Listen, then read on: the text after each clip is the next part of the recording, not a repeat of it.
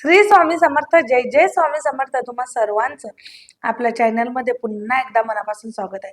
तुमचा आजचा दिवस खूप आनंदात जाऊ. तुमच्या सर्व चांगल्या इच्छा स्वामी महाराज नक्कीच पूर्ण करो हीच स्वामीचरणी प्रार्थना करते आणि आजच्या व्हिडिओला सुरुवात करते. कैलास राणा शिवचंद्र मोडी फणींद्रमा भ्रुकुटी जळारे कारुण्य सिंधू भवदुःख हारे तुझवीन शंभू मज कोण तारी तुझवीन शंभू मज कोण तारी. लवकरच येत आहे महाशिवरात्री आणि येणाऱ्या 15 जानेवारी 2026 रोजी महाशिवरात्री आहे, म्हणजेच रविवारी. या दिवशी शंकराची आणि माता पार्वतीची पूजा केली जाते. जेवढी जास्त यांची उपासना करसान तेवढं जास्त तुमच्या समस्या संकट दूर होणार आहे.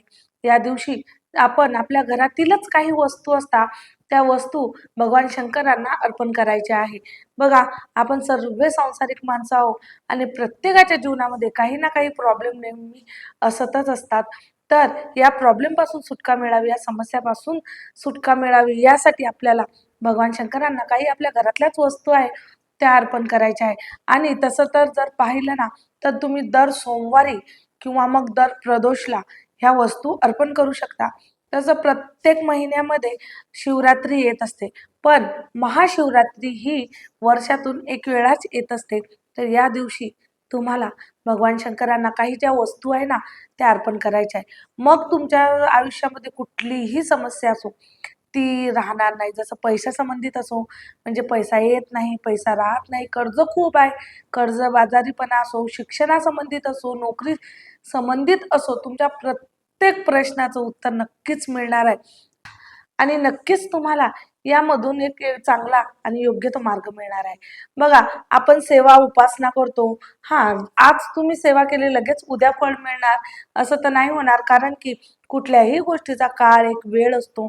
एक वेळेस आपलं साठी काय योग्य आहे हे आपल्याला माहिती नसतं, मात्र देवाला हे माहिती असते की आपल्यासाठी काय योग्य आहे, आपल्याला कुठली वस्तू केव्हा द्यायची आहे, म्हणून ते वेळेनुसार बरोबर देत असतात. फक्त गरज आहे ती म्हणजे आपला पूर्ण विश्वास देवावर असणं महत्वाचं आहे.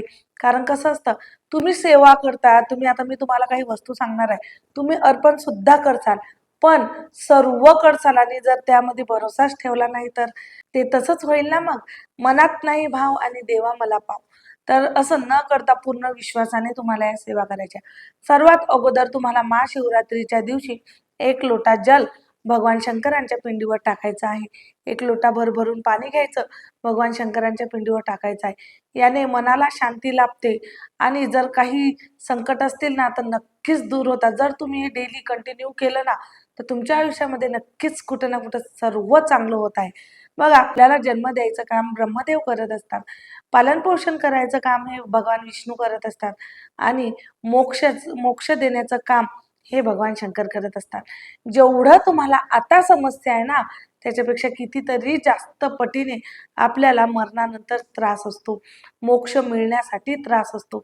म्हणून आतापासून जर सेवा केली ना तर पुढचा प्रवास आपला चांगला राहील. तर बघा, ह्या काही गोष्टी आहेत तुम्हाला ह्या भगवान शंकरांना अर्पण करायचं. सर्वात अगोदर म्हणजे तुम्हाला 1 लोटा जल भगवान शंकरांना अर्पण करायचं आहे. यामुळं तुमच्या मनाला शांती लाभते, मन एकाग्र होण्यासाठी मदत होते. दुसरी गोष्ट, नंतर तुम्हाला कच्च्या दुधाचा अभिषेक करायचा आहे. तुम्ही कच्चं दूध भगवान शंकरांना टाका. याने लक्ष्मी प्राप्तीसाठी खूप फायदा होतो आणि तुमच्या घरातील काही निगेटिव्हिटी, काही वादविवाद असतील ना हे सुद्धा याने दूर होता. जसं म्हणता, भगवान शंकरांनी विष ग्रहण केलं होतं. जेव्हा आपले देवता आणि दैत्यांचे भांडणं चालू होते तेव्हा तेव्हा समुद्र मंथन केलं होतं. जेव्हा तो पर्वत एकमेकाला असा घर्षण केला होता ना त्यामधून विष निघालं होतं. ते जेव्हा भगवान शंकरांनी ते विष ग्रहण केलं होतं आणि त्यांच्या कंठामध्ये ते विष होतं ते उतरून पूर्ण शरीरामध्ये ना जाव यासाठी कच्च्या दुधाचा अभिषेक सर्वांनी त्यांच्यावर केला होता. म्हणून आपण सुद्धा कच्चं दूध भगवान शंकराला अर्पण करायचं असतं म्हणजेच. आणि तेव्हापासूनच भगवान शंकरांचं नाव नीळकंठ म्हणून प्रसिद्ध झालं. तर बघा, असं आपल्याला कच्चं दूध सुद्धा अर्पण करायचं आहे.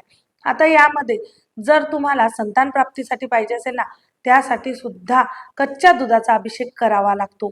तुम्ही जर महाशिवरात्रीच्या दिवशी कच्च्या दुधाचा अभिषेक केला ना, तर नक्कीच तुमच्या सर्व काही इच्छा असतील त्या पूर्ण होणार आहे. मग याचबरोबर तुम्ही तांदूळ अर्पण करू शकता. घरामध्ये गहू असेल, गहू करा, मुगाची डाळ, हरभऱ्याची डाळ, जे काही तुमच्या घरामध्ये ते अर्पण करा. आणि प्रत्येक वस्तूचं, प्रत्येक याचं वेगवेगळे एक महत्त्व आहे. भगवान शंकरांच्या पिंडीवर गव्हाचे दाणे जरी अर्पण केले ना, तरी तुमच्या घरामध्ये वर्षभर कशाचीच कमी पडत नाही. आणि याच नंतर तुम्हाला उसाचा रस सुद्धा अर्पण करावा लागत असतो. प्राप्तीसाठी उसाचा रस भगवान शंकरांना अर्पण करणं खूप चांगलं असतं. जर तुम्हाला मंदिरात जाणं जमत नाही, कारण त्या दिवशी मंदिरामध्ये खूप गर्दी असणार आहे, तर तुम्ही घरी सुद्धा करू शकता. घरी शिवलिंग आहे, थोडा उसाचा रस आणा, 2-3 चम्मच टाकले तरी सुद्धा चालेल. आणि ह्या ज्या वस्तू आहे ना, त्या वस्तू तुम्ही घरी जरी अर्पण केल्या तरी सुद्धा चालेल. ज्यांना पितृदोष आहे, खूप पितृदोष आहे, त्यांनी भगवान शंकरांच्या पिंडीवर काळे तीळ अर्पण करायचे आहे. काळे तीळ जर भगवान शिव, जसं आपण श्रावण महिन्यामध्ये शिवमूठ अर्पण करत असतो ना, त्याच पद्धतीत तुम्हाला काळे तीळ भगवान शंकरांना अर्पण करायचे आहे. हे जरी केलं तरी सुद्धा तुम्हाला खूप फायदा होईल. तुम्हाला कितीही पितृदोष असो, कितीही मोठा प्रखर पितृदोष असो, तो नक्की निघून जाईल. मग तुम्ही काळे तीळ अर्पण करा. आणि जर पैशा संबंधित काही प्रॉब्लेम असेल, कर्जबाजारीपणा जास्त असेल, तर मसूरची डाळ मिळते दुकानामध्ये, मसूरची डाळ आणा, ती अर्पण करा. मूठभर अशी डाळ अर्पण करायची आहे. त्याने सुद्धा कर्जबाजारीपणा नाहीसा होतो आणि तुमच्यावर जे पण काही कर्ज आहे ना, ते नील होण्यास मदत होते. तर तुम्हाला ह्या काही गोष्टी आहे, ह्या आवर्जून करायच्या आहे. याचबरोबर तुम्हाला पती पत्नीमध्ये गोडवा वाढून राहावा, प्रेम वाढवून राहावं, त्यासाठी तुम्हाला भगवान शंकरांना 1 चम्मच मध अर्पण करायचं आहे. मग तुम्ही दर सोमवारी जरी हे केलं ना तरी सुद्धा चालतं, दर प्रदोषला केलं तरी सुद्धा चालतं. 1 चम्मच मध तुम्हाला आवर्जून करायचं आहे. आता कुठल्या वस्तू घ्यायच्या आहे, कुठल्या नाही, हे मी सर्व तुम्हाला लिहून देते. तुम्ही एक वेळा वाचून घ्या किंवा मग स्क्रीनशॉट काढा आणि नक्की तुम्हाला तेवढं अर्पण करायचं आहे. बघा, याने तुमच्या आयुष्यामध्ये खूप काही चांगलं होणार. मग सर्वात अगोदर तर तुम्हाला 1 लोटा जल अर्पण करायचं आहे. दूध अर्पण करायचं आहे, पण दूध हे गरम नको, कच्चं दूध अर्पण करायचं आहे. तांदूळ अर्पण करा. मुगाची डाळ असेल, मुगाची डाळ नको, मूग, अख्खे मूग जे असतात ना, ते अख्खे मूग अर्पण करायचे. हरभऱ्याची डाळ करा, गहू करा. गहू झाल्यानंतर तुम्हाला काळे तीळ अर्पण करायचे आहे. ऊसाचा रस अर्पण करायचा आहे. मध असेल, मध अर्पण करायचं आहे. ह्या सर्व गोष्टी करा, पण करत असताना भाव आणि विश्वास ठेवून करा. मग बघा, या वर्षामध्ये तुमच्या देखील सर्व इच्छा पूर्ण होणारच. आता ज्यांच्या काही वेगळ्या समस्या असतील, कर्ज फिटतच नाहीये, तर तुम्ही या दिवशी आवर्जून दही असतं ना, दही अर्पण करायचं आहे.